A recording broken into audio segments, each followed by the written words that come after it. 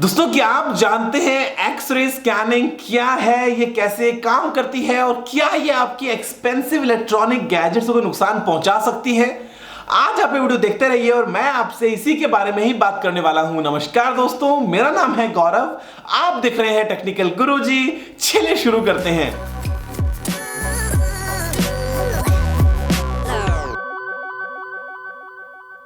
दोस्तों, आपने हमेशा देखा होगा एयरपोर्ट्स पे बोर्डिंग से ठीक पहले सिक्योरिटी चेक पॉइंट पे लगे होते हैं बहुत सारे स्कैनर्स। वहां पे स्कैनिंग की जाती है आपके हाथ में जो सामान है, जो कैबिन बैगेज है उसकी, और वो जाता है उस स्कैनर में एक तरफ से दूसरी तरफ तक। और ऐसे में अगर आपके बैग में कोई लैपटॉप भी है तो वहां पे आपको अपने लैपटॉप को निकाल के बैग से बाहर अलग से एक ट्रे में रखना होता है और उसके बाद में ही वो जाता है उस स्कैनर में से।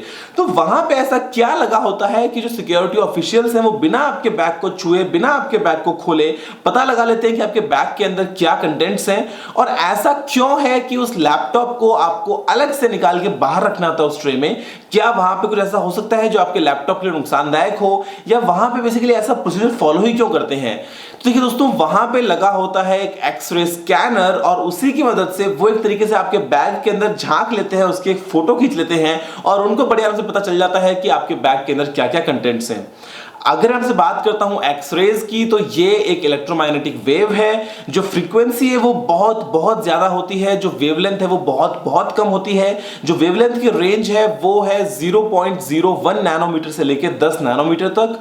अगर आपसे बात करता हूं विजिबल लाइट की, तो उसके बाद में आता है अल्ट्रावायलेट और उसके बाद में आती है एक्सरेज। तो ऐसे में एक्सरेज बहुत ज्यादा पावरफुल है, लेकिन किसी भी तरीके से रेडियो एक्टिव नहीं है, किसी भी तरीके से इनमें कोई भी आयनाइजिंग एनर्जी नहीं होती है। तो इसका मतलब यह है कि ये ऐसे में है तो सेफ, और सेफ बिल्कुल है क्योंकि आपने भी आज तक हो सकता है काफी बार अपना एक्सरे करवाया होगा। अगर आप जाते हैं किसी रेडियोलॉजिस्ट के पास में, तो चाहे चेस्ट का एक्सरे हो, चाहे हाथ का एक्सरे हो, वो एक तरीके से वहां पे आपके बॉडी के अंदर की फोटो खींच लेते हैं उस एक्सरे मशीन के थ्रू।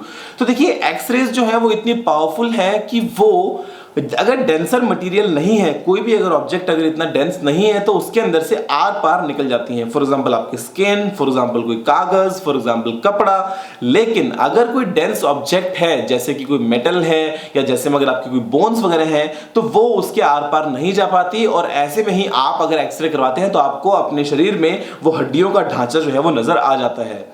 तो होता क्या है कि वो जो बड़े बड़े स्कैनर्स वहां पे लगे होते हैं फ्रेंड्स, तो स्कैनर के अंदर भी एक्सरे ही है, और एक्सरे की वहां पे ट्यूब लगी होती है जहां पे कॉपर का कैथोड होता है, टंगस्टन का, मॉलिब्डेनम का या कॉपर का ही एनोड हो सकता है। और वहां पे अगर करंट पास होता है कैथोड से एनोड में, इलेक्ट्रॉन्स जब जाते हैं तो जब वो टकराते हैं उस एनोड से, तो वहां पे हीट जनरेट होती है और एक्सरेज भी जनरेट होती हैं। और वो एक्सरेज फाइनली जो सामान नीचे जा रहा होता है स्कैनिंग के टाइम पे, उससे टकराती हुई नीचे की तरफ पहुंच जाती हैं। जो उस सामान के पीछे की तरफ, यानी कि उस नीचे बेल्ट की जो रिसीवर प्लेट लगी होती है, वो कुछ इस तरीके से डिजाइंड है कि अगर वहां पे एक्सरे पहुंचेगी तो वो ब्राइटली इल्यूमिनेट करेगी, और अगर वहां पे एक्सरे नहीं पहुंचेगी तो वो इल्यूमिनेट नहीं करेगी। तो ऐसे में जो मॉनिटर लगा होता है वहां पे आप बड़े आराम से देख पाते हैं कि किस तरीके से बैग में क्या क्या आइटम्स हैं। जो कपड़े वगैरह हैं वो बड़े आराम से ट्रांसपेरेंट होते हैं एक तरीके से, क्योंकि वहां पे एक्सरे निकल जाती है। लेकिन जो आपके हेवियर ऑब्जेक्ट्स हैं, अगर कुछ मेटल है, कुछ प्लास्टिक है, या कोई भी आपने ऐसा अगर एक डेंसर ऑब्जेक्ट रखा है, तो वो सामने बिल्कुल देख पाते हैं कि क्या है आपके बैग में और वो कितना बड़ा है।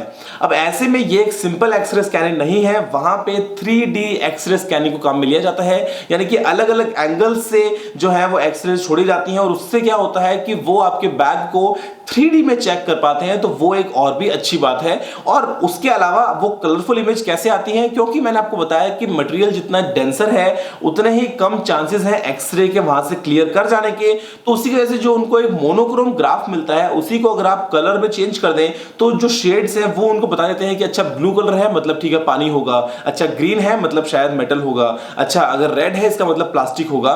तो इसी तरीके से आपको मॉनिटर पर अलग अलग कलर्स दिखते हैं, तो वो अलग अलग मटेरियल को आइडेंटिफाई कर लेते हैं डिपेंडिंग उनकी डेंसिटी क्या है।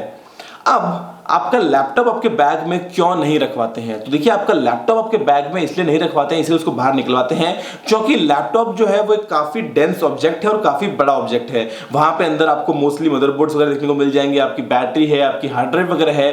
तो ऐसे में वो एक तरीके से ओपेक बन जाता है और जो रेज है वो उसके आर पार नहीं जा पाती हैं। लेकिन अगर आपने आपके बैग में लैपटॉप के नीचे कुछ ऐसा आइटम छुपा के रखा है जो उस लैपटॉप के पीछे आ गया है, तो अगर उसको स्कैनिंग के थ्रू गुजारेंगे तो वहां पे पे सिर्फ आपके लैपटॉप की फोटो आएगी, लैपटॉप के पीछे क्या है उसको इतने आराम से देख पाना पॉसिबल नहीं होगा।